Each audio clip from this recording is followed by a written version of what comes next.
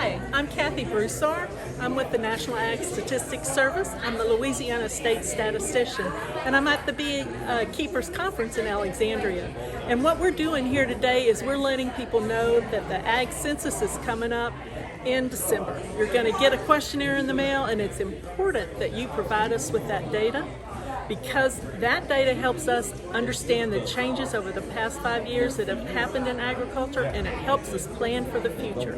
So please respond to the Ag Census.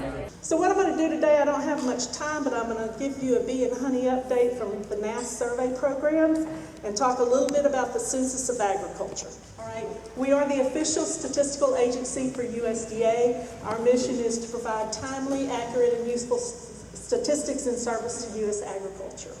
And we do that through surveys in the Census of Agriculture. And for the bee industry, the bee and honey industry, we do two surveys a year, one on production and one on colonies. And just so you know, there'll be one coming out in October for colonies. Please fill it out, turn it in. If you don't want to fill it out, just send it back and say, I don't want to fill it out. Because we have to account for you. That's why you get the cost.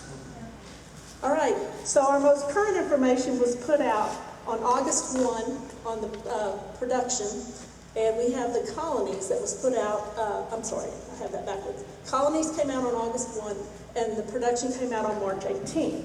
So we're looking at answering that question that Mark couldn't answer earlier. How many colonies are there in Louisiana? We're at 37 now. That was our last survey. But you can see Louisiana is still ahead in terms of colonies across the Delta area, Arkansas, Mississippi, and Louisiana. That's our region that we deal with. We are up from last year, and we'll have the new data after the survey cycle for this year. But in those colonies that we have, production is down. Now, I guess you guys know this. This is what you report to us. We take that information and we turn it back for y'all. So we do the Census of Ag, and that gives us a deep dive into the parish level. So this is going to happen in December. You're going to get a survey, a census survey. It's our only survey that's mandatory. So we do ask that you fill it out. Again, what you're comfortable with, mail it in. If you don't, we're going to visit with you. But in 2017, we identified 695 farms that had colonies of honeybees. And on those farms, they had 47,800 in terms of colonies. 47,800 and change. And that's a little different from that 43. But when you look here, you compared it. In 17, we were 4,000 colonies short if you compare the 17 census to the 17 survey. So we expect census to capture more people, because we're always trying to find out who those new people are. But 4,000 is not bad. You know, we'll take it. But that's what we do. We do information. The census is a complete count of farms. A farm, for our definition, is the sale or the potential to sell $1,000 worth of a product. It could be honey, it could be a calf, you know, a couple of calves, it could be rice crops, whatever it is, farm to market sort of things. But we only do this survey every 5 years. It's a very important survey for all of us. But if you look back, this goes back to 1840. We have been collecting data in some form or another since 1840. It was done in 26 states in the District of Columbia, and George Washington started that. We conduct the Census of Agriculture now in all 50 states. We do it in Puerto Rico and the islands that are outlying territories and such. And that's more than 3,000 counties and 30,000 zip codes that we reach out to. So when we look at the ag, it's important. The Census of Agriculture is important because it's your voice. It's the one time you have an opportunity. You can tell what the value of production is. You know, we've had some crazy years these last few years. So we need to reflect what 22 is going to look like. It's going to be a census based on the 22 production cycle. So tell us what happened in 22. And it gives people an opportunity to see where our growth is, what we've seen change. We have the farm to markets. I will tell you in 17, we had a 28% increase in farms under 10 acres. That's farm to market, farm to restaurant. You know, so that's what we captured, is those trends. And those decisions, that information does help with policy. It's the future. It's your future in agriculture. It gives a positive impact. The information you provide drills down to that parish level. And at that parish level, if they start looking at trying to put in a farmer's market or trying to find out if we can get a grant and they need to know how many farms or how much acreage is in production, it comes from that census of agriculture.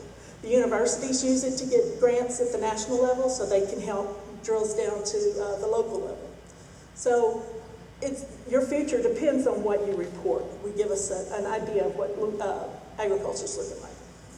It's an opportunity to make a difference. You tell your story. That's what you're doing. And your story is combined with everybody else's story. And we're not going to call you out on anything. But you represent, everybody we mail represents farms. Different kinds. You can be small, you can be huge.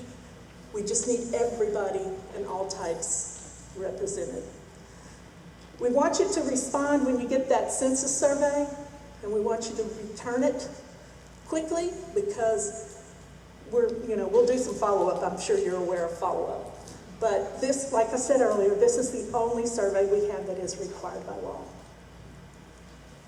And we want you to be counted because there is strength in numbers. Louisiana had reported out 27,600 and change in terms of farms in Louisiana. That's everybody who reported on the census. That's what Louisiana's ag looks like.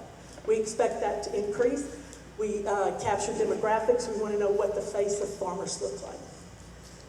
It's going to mail out in late October, early December. You can do it online at agcounts.usa.gov, and I would encourage you, any survey you get from us, if you fill it out online, it's much easier, because once you answer that question, it's going to throw you to the next question that applies. You're going to skip sections that don't apply. It saves time. You can also respond using snail mail. We don't know if it'll ever arrive or not. Things are a little different with the post office. And if we don't hear back from you, you might get me coming up to make a call or visit, and you can show me, what you got going on in your backyard. So I really encourage you to respond. I do have a table out, as she said, as Timmy said, and stop by and visit. We're information, that's what we get. But the thing you need to remember, I think it's important, and it's part of my job, is to develop a relationship of trust with producers.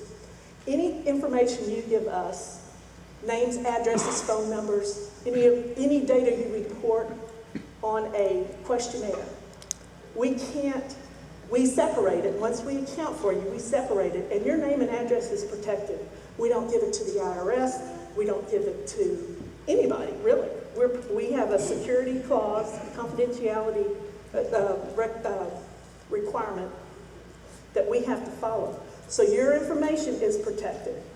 I know that's a concern, especially in this day and age. But I will tell you that our administrator was called to court one day to help in a divorce case, and there was some concern about how much money, what size the farm was, and his response was, I can't divulge that information. So it is protected. We cannot give your individual farm information out. So talk to us. Let us know what's going on. I have my cards out back, my contact information. I'm on the road 3 days a week. Happy to come visit if you want me to come out. Happy to address your local clubs if you want. So that's what I have to say. Do I have any questions? Look, she's creeping up on the stage. Go back to your graphing slide, the one that showed all the years of 20. The past 10. Yeah, the very beginning. Yeah. Please. Adam? Yeah, I'd like to see that a little bit. Yeah. Yeah, Louisiana's kind of been leading the pack. You know, we've had some drop-offs from 19. I don't know what was So exciting. is that in Hurricane 19. Laura? That's what I'm wondering. Was Laura Before Laura, 2020? Is it 20, so 2020? yeah. I mean, I don't know. I'm just wondering. Huh? Depends on, Why? That's a big drop. right. Let's see the next slide too, please. There you go. What is this? That is production, yield per colony, and the number of colonies. But we, That drop. I wonder if that was Laura. it could be, because that's what information does. Information is power. And this is the kind of thing we need to tell a story. Now, I'm part of the emergency group for Louisiana, the State Emergency Board. This is the information we bring to the table that says there was a disaster. We can tell you how much we lost. You know, in addition to the information that FSA has in insurance. You know, we are part of one big umbrella agency, and we all work together. Anybody else want to preview? I'll leave they have the presentation if anybody ever wants it. So, other questions? That's it. I'm done. Thanks, guys.